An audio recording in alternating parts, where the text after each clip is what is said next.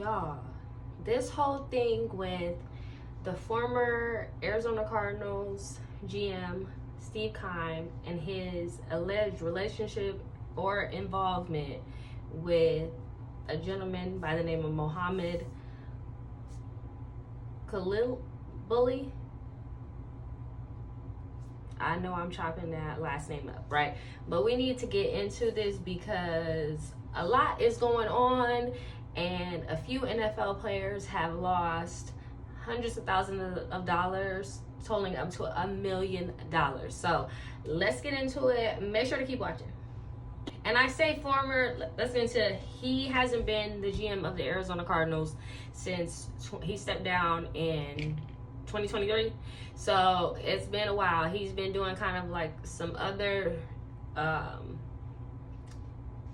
involvement that he has with Mohammed, and then he was also working with Clutch Sports, which Clutch Sports has said that he is no longer affiliated with them, because I'm assuming of this news that is coming out about this alleged Ponzi scheme that they had going on involving these e-commerce businesses. So if you haven't heard, Mohammed Khalil, we'll just call him Mo, right? So Mo had this alleged Ponzi scheme that he would target NFL players saying, hey, I got these Shopify stores that are making this amount of money already.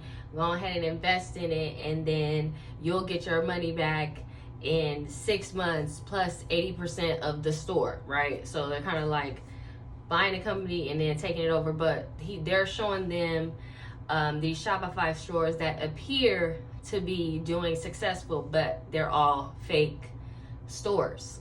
So even when they were getting like login information and they were thinking that the sales were going through, they were actually made up sales that they were putting in manually, which Shopify allows you to do. Like say you have like a offline transaction or whatever. So they were doing that with some of the players, but then also had like another venture they were doing with like the Middle East or something, in which it's alleged that there was a FaceTime call last year around November time, and a player was introduced to an opportunity. He says, he didn't say forced, but like kind of pressured into giving $200,000 for this new venture involving the Middle East. I'm not sure what's going on with that, but I do want to point out that Mo was found deceased in his pool last month.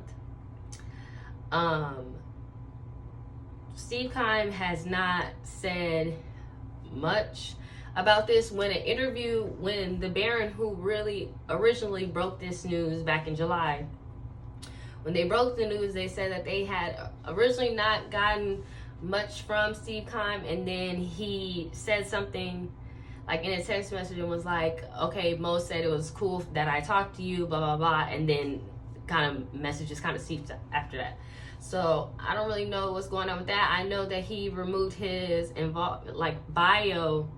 He did have their company listed in his bio because he is supposed to be a vendor kind of liaison or product liaison for these stores. So if you're supposed to be kind of like a product and vendor kind of like person for the company, what products are you overseeing and what vendors are you talking to, because these are made up. So I'm interested to see what's gonna come with this, but players like Jalen Carter, Nakobe Dean have come on record and said that they have lost money.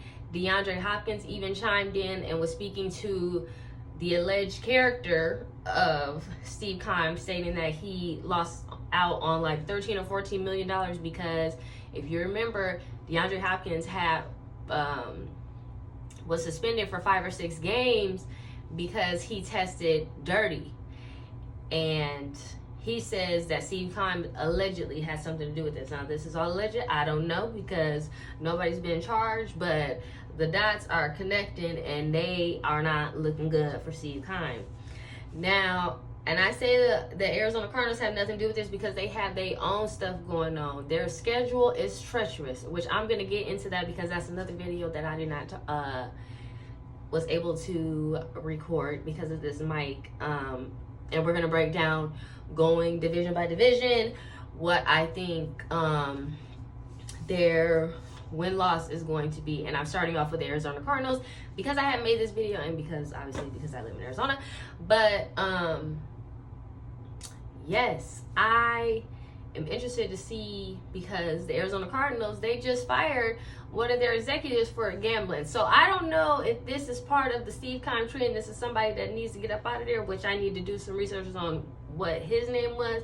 But that kind of came into the headlines and kind of like went away because it has something to do with gambling. And anytime it's something to do with gambling, they kind of try to like make the story, but like make it kind of go away, because it's like, we don't want to mess with the integrity of the game or have too many stories of people trying to influence the integrity of the game. So I don't know what's gonna go on with the Arizona Cardinals, where I'm gonna be following this story with Steve Keim very closely, because when you have a GM, which he was a GM for over a decade, he was executive of the year twice. And so you have somebody that's allegedly involved in a Ponzi scheme that's targeting players that he has no business, like he had no involvement in like signing them, but he did. And so your influence on taking advantage of them in certain situations like that, especially when you know like these players are already like, they have access to all this money, and a lot of them, this is their first time, and so they don't know how to, they're not financially literate, and so they don't make the wisest decisions. And so you have somebody coming with them, probably clean, got a nice suit, you know, can talk a little bit, and then boom, want to feed you this story that, oh, you can be, you're already there. Like, you guys are trying to do, they're coming to you with this get rich quick scheme. Like, you're already there. You don't need to get rich quick scheme. You need slow investment over time. Like, this is, I don't even know like how you got, I mean, I do understand like how you guys get tricked into this, but like this day and age with so much information going on about how players are losing money, and by the time that they're out of there, a lot of them are broke years after that. You would think that kind of like players have learned from that and like wanted to make the right decisions, especially with them, a lot of them nowadays getting access to money a lot sooner with NIL deals and stuff in college. So I am just, I just want y'all players to really just be careful and watch out and make sure you really know who's like in your circle, and don't make any crazy, you know, one of the players even donate, I mean, I say donated because that's pretty much what he did, because you don't know, Mo is dead, so how are you going to get your money back in a civil suit, but you don't know how much money he has, how that goes? Is Steve Keim possibly going to be implicated in this? So and the Barron went down on how they all met, had Big Dom up in there, because Big Dom got introduced, was talking about his involvement with Fanatics, but Fanatics is just like, he was one of our gamblers and stuff like that. And that's all we're going to say on that. So yeah, y'all, what do you think? Put in the comments like, what do y'all think is going on with this story, and